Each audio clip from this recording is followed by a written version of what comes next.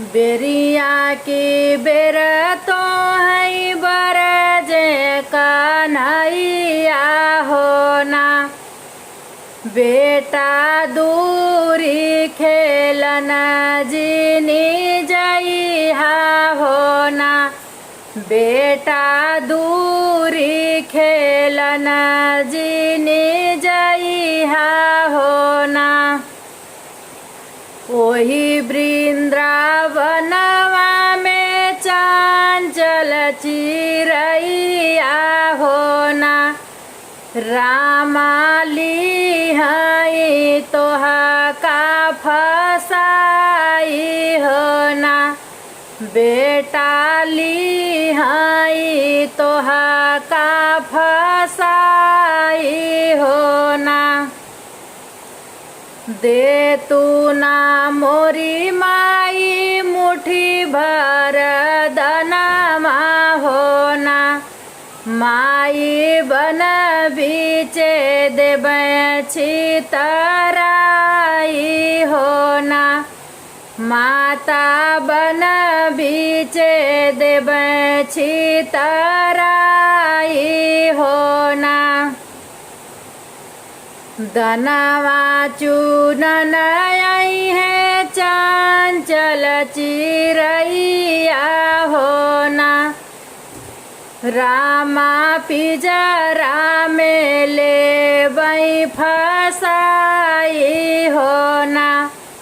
माता पिजरा में लेबै फसाई होना। बेरिया की बेरी तो है बरजे है बेटा होना। बेटा जिनी ससुररिया के जाया होना।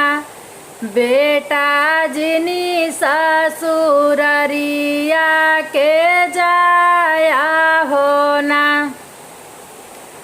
वही ससुररिया ससुर जी के धेरिया होना। बेटा लिहाई तो है बेल माई होना। बेटा लिहाई तोहा का फसाई होना। एक हाथे लेबै माई चुटकी भर सिंधूरा होना। माई दूजे हाथ डोलिया कहार होना। माता दूजे हाथे डोलिया कहार होना। ससुर के बेटी के सकेरी झइबै होना। माता ले बाई डोलिया बैठाई होना। माता ले बाई डोलिया बैठाई होना। दुल्हन बियाही बेटा घर अपने आए होना।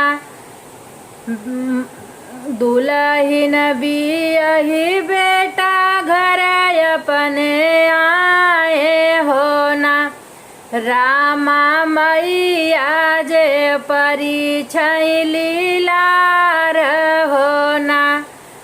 हमारी मैया जे परिछै लीलार होना। बहुआ पर माई घर में बैठामै होना। रामा होई गई धेरिया हमार होना। बेटा आई गई बेटी